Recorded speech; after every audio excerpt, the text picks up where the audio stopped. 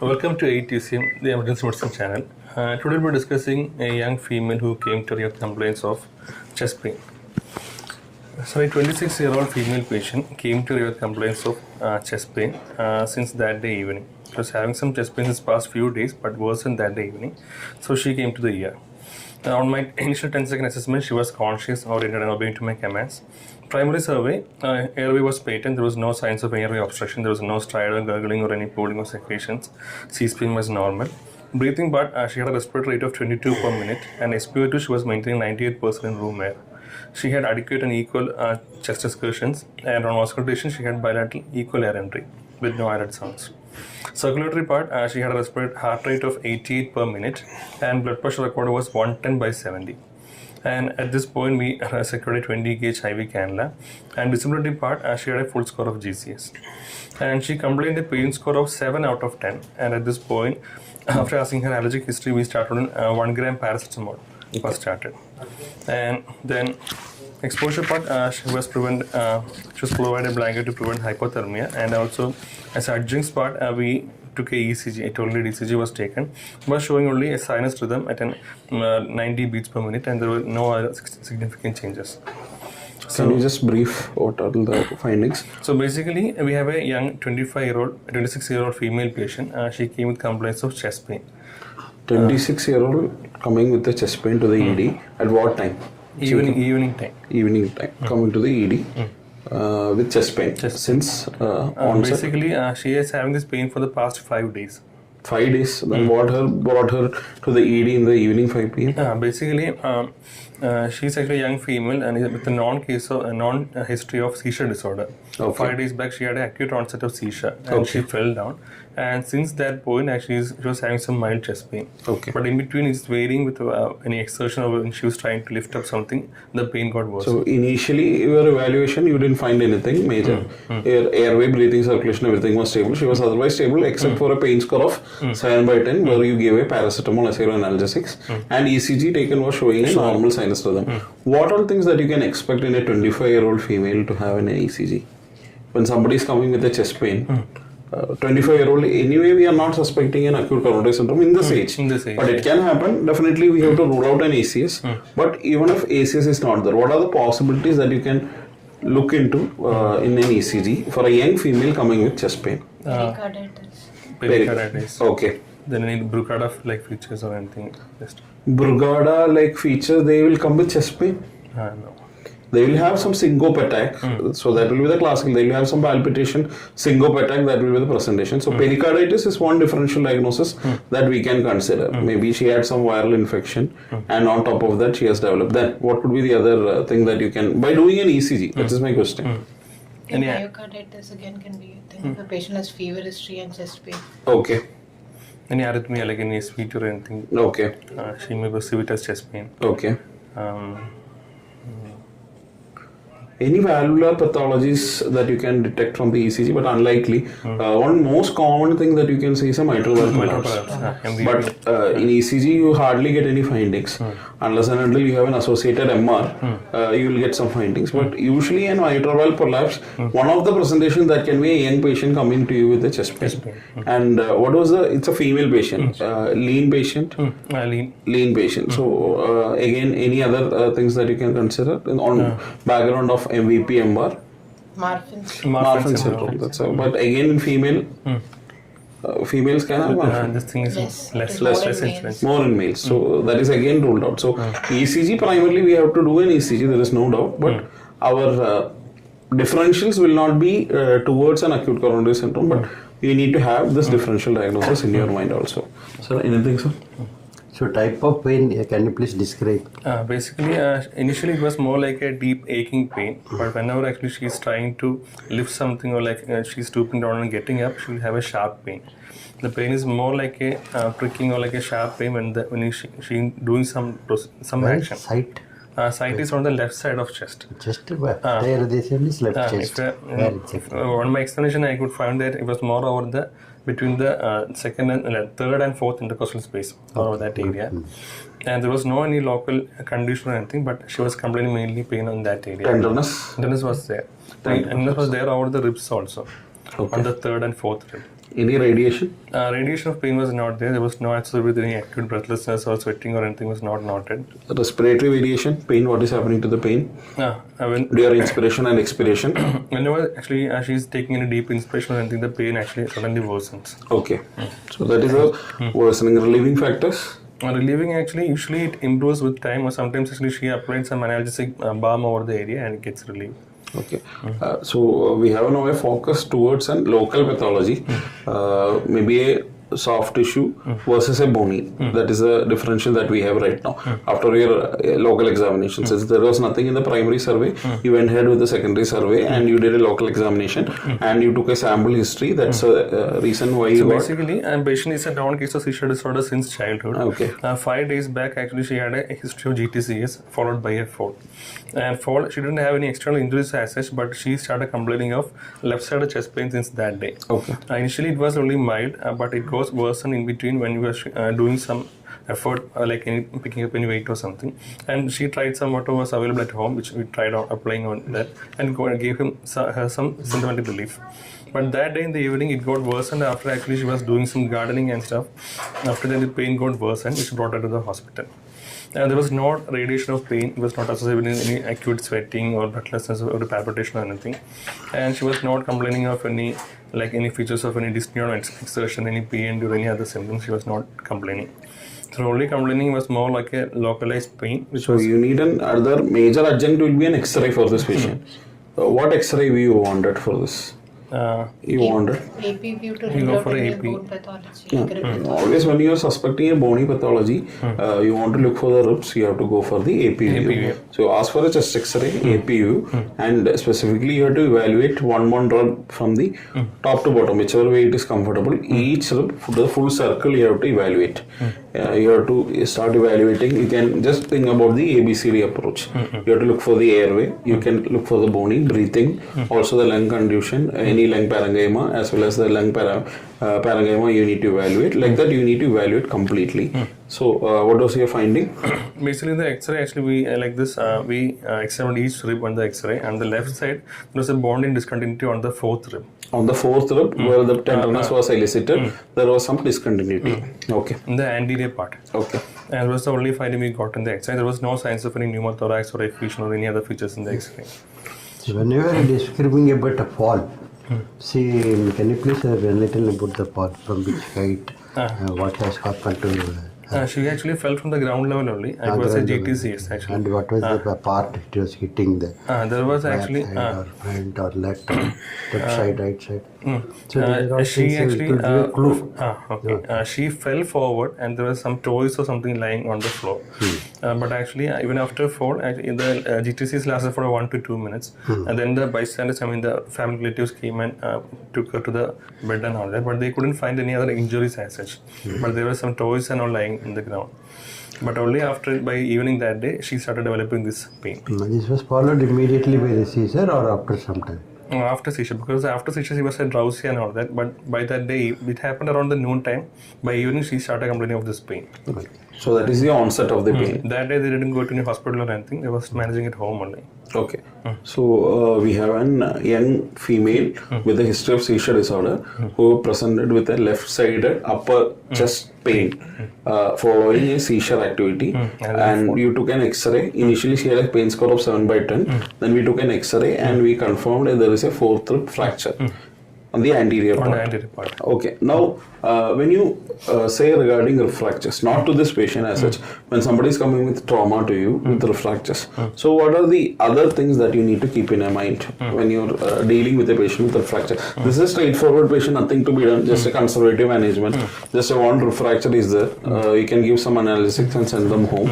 Unless and until you have certain issues, then only you need to intervene. So, what are the key factors for a rib fractures management in emergency room? Just imagine you have a chest trauma patient. Somebody has come without wearing a seat belt. The chest went and hit to the steering, and the driver is coming as the patient to you. So, in that perspective, so what all things you will suspect when you have a rib fracture? So basically, when it comes to a chest trauma, rib fractures are very common. But thing is actually Just start from the A itself. So start from the A. So suppose I am giving you history, rather than this patient, I am telling the history what I have mentioned before. That patient is coming to you. So what are the problems that you can anticipate from A? Tension pneumothorax. Airway. From airway, what all issues can happen? Secondary to a major trauma, actually we have to look for any signs of My airway. history is very clear. He is not wearing his seatbelt. His chest and vent hit the steering, and he is brought to you. He is conscious oriented.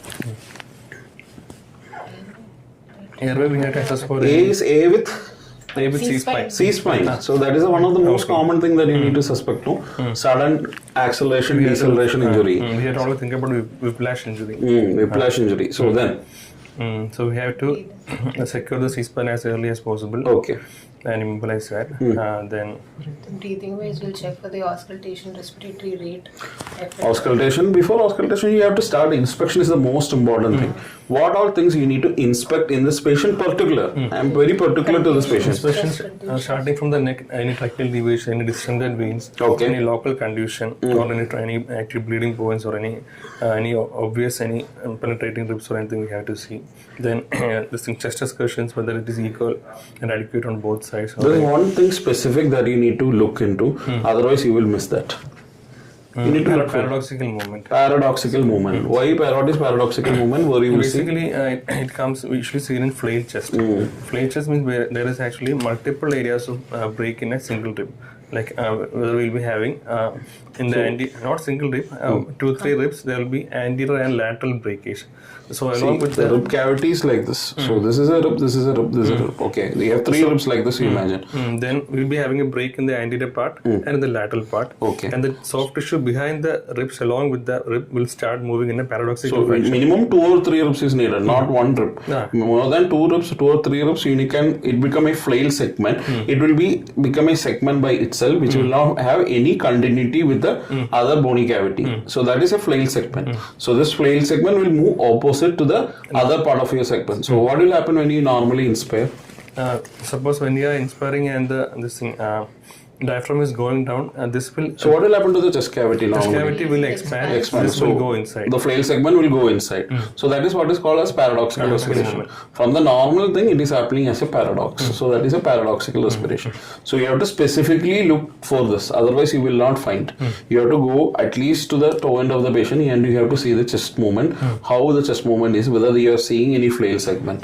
You have to look for it. Otherwise, it is easily missed in an ED. So flail segment has to be seen. Then suppose we are in an out-hospital situation or something, we can actually immobilize the flail by using a towel or something to prevent that movement. Okay. Then transport the patient. Then what else you need to? I'm just into the inspection of your chest wall. Okay. I'm not gone further. Just movements itself, asymmetrical movements. Asymmetrical movements. movements. You are all commonly done in the tension pneumothorax, your pneumothorax, whatever be the pneumothorax, hemothorax can be there, or great vessel injury, associated greater vessel injury. If you are seeing an associated clavicle fracture, because again the clavicle where does usually get its fractures?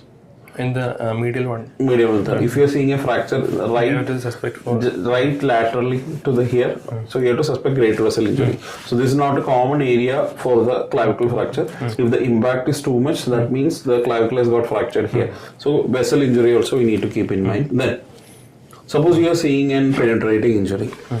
There is a penetrating something has gone and penetrated in the chest wall. So what will you do?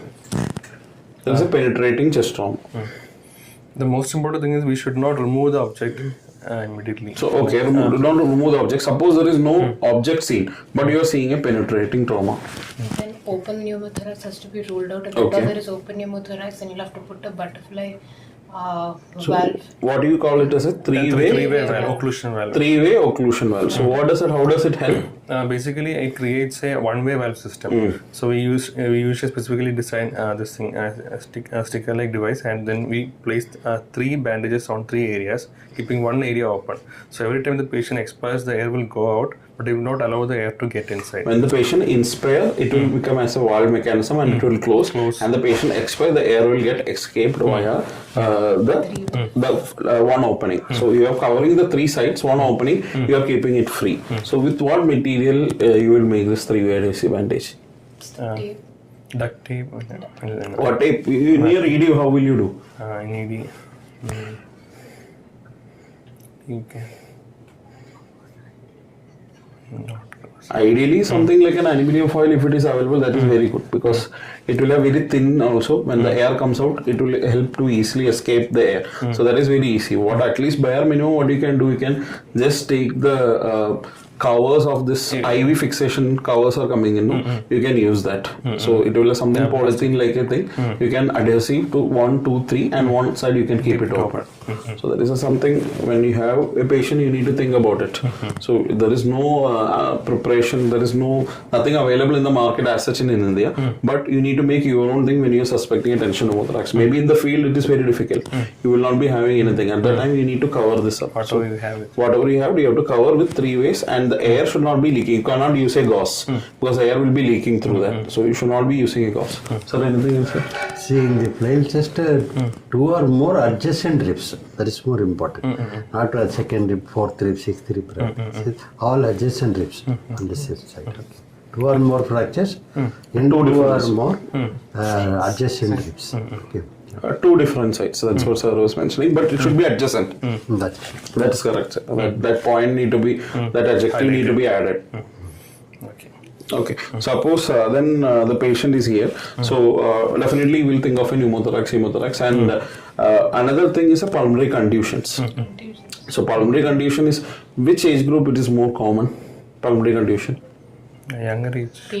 Pediatric age, the pulmonary contusions are more because the chance of fractures is less. It is more pliable. So there is chance of, there will not be any refracture, but there is high chance of lung contusion. Adult also can happen. Adult will have fracture along with pulmonary contusion. But in pediatric age group, you are more prone to develop pulmonary contusion. So that is one thing that you need to keep in mind. Tamponade heart. Yeah, cardiac tamponade and all those the classical life-threatening chest traumas you need to suspect. But imagine that rib fracture for this patient, what we have discussed here, there is nothing to be done. Just giving analgesic and sending them home is more than enough. But when you have more or two or three rib fracture, the problem here is managing the pain. So that is a big challenge. Suppose you have an isolator, the same patient what I have mentioned, he doesn't have any pneumothorax, but he have multiple rib fractures. Then the pain management is the biggest challenge. Because the pain management, if you are not managing the pain, what are the problems? One thing is actually it can affect the ventilatory part also. Okay. How it will affect? Basically because of the pain, actually patient will be having difficulty in respiration. That's one thing. Then the refracture itself can actually cause, can either pierce into the pleura and it can cause further complications. So that is fine. That we know, all know. Pneumothorax, all things. Difficulty in breathing because of the pain. So that will be acting as a splinting. So the inspiration, the lungs cannot expand unless there is, you are taking an adequate tidal volume, it will not be expanding. So it will be hypoventilation leading on to hypoxia and build-up of the carbon dioxide. All consequences will be there. Okay. So the pain management, what are the options in the pain management for a multiple refractures in an emergency room? Usually the standard IV analgesic, all those things we know. So after your standard analgesic, what are the ideal agents that you can give for a patient? Basically, a patient who is having 3 or more ribs, we prefer to admit the patient mainly because of the pain and other complications. Okay. And so the other options, if we are admitting the patient, one of the most actually effective version is intercostal nerve block. Okay. Which we can give. Basically, we use long-acting anesthetic agents like bupivacaine combined with epinephrine, and we give in a space above the affected site and one below the site, and it can provide up to 12 hours of pain relief.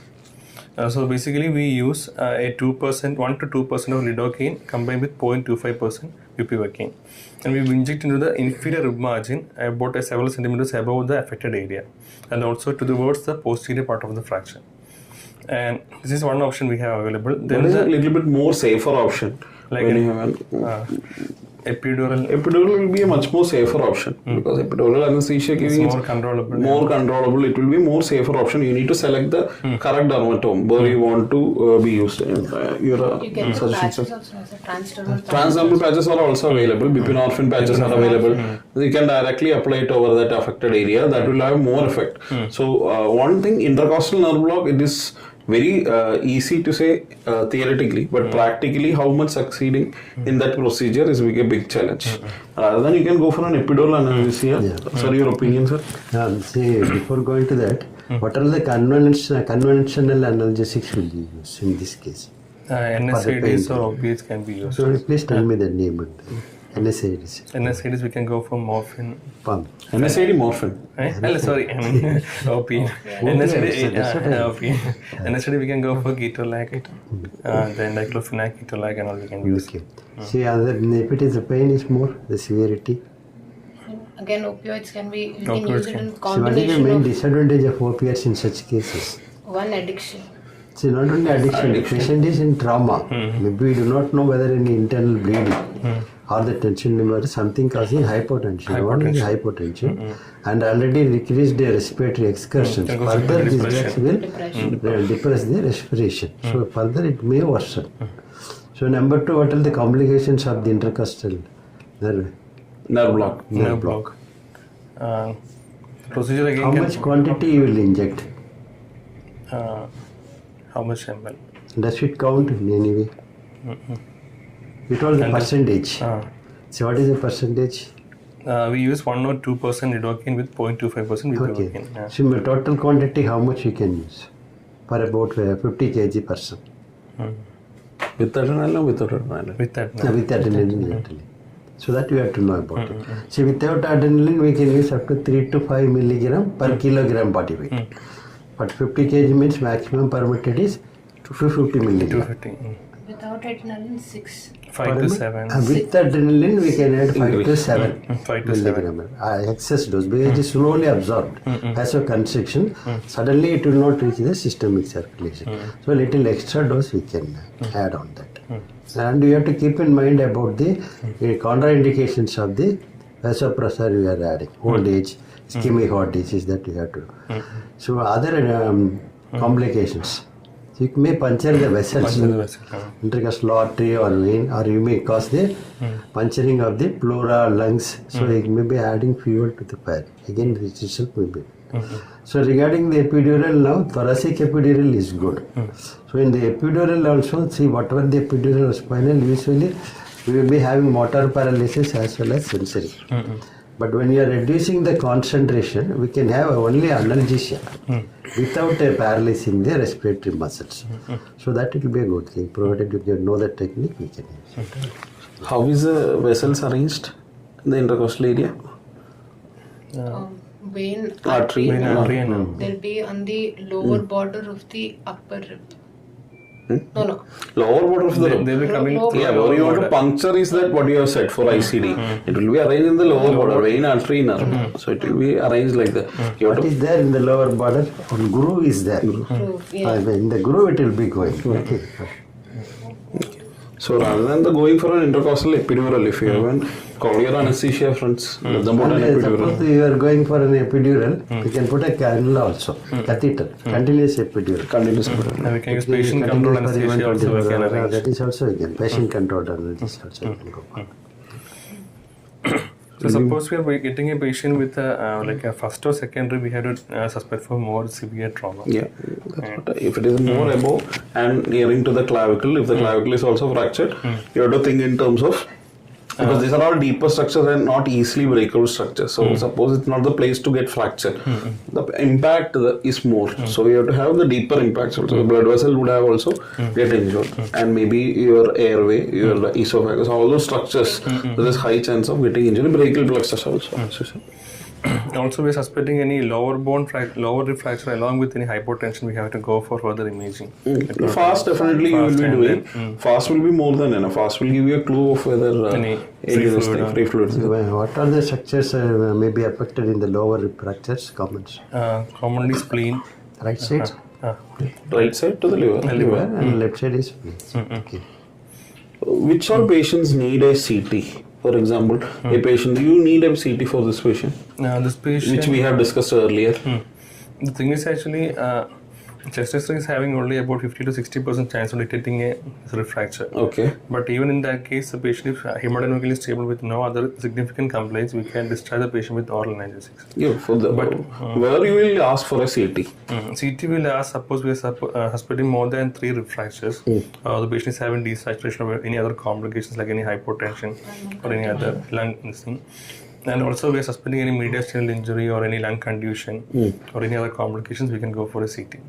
Okay. You want to look for other, usually routine rib fracture doesn't need anything, but when you suspect, you can miss a pneumothorax also in a chest x-ray, but still you have a clinical suspicion there is some hemopneumothorax you want to look into, definitely you can go ahead with the CT, but routinely it is not needed, but when needed you can definitely, for a plain CT is more than enough, and but when you are looking into the vascular structures also, you might be requiring a contrast also, maybe contrast CT also is mandatory. Okay, then which all patients that you need to admit rib fracture into the hospital, which all patient you can safely discharge or need to be admitted? Basically 3 and below, and also mainly younger age group, we can safely send back the patient if there are no other complications, no other injuries. The only one thing that you need to consider is the pain, whether they are able to manage the pain without any IV analgesics. Again, but if there is only one fracture of the same patient, if the pain is not getting tolerated, we need to admit. So that is one criteria that you need to remember. Then. So pain and secondary to that, further respiratory complications are the most important problem in case of a fracture. So whether we can send them with any analgesic packs along with oral analgesia, and the patient is comfortable, we can send them home. But anything more than 3 to 6 or 3 or above, we have to think about admission.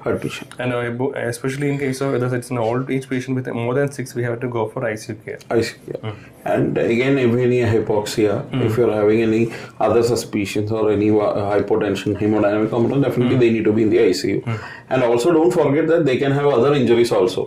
It might not be an isolated chest trauma. We need to look back the mechanism starting from head to toe, from the head injury, spine cord injury, C-spine, and all other abdominal injuries, long bone fractures, everything you need to evaluate. Don't just sit with your chest trauma and thinking that that is a major issue.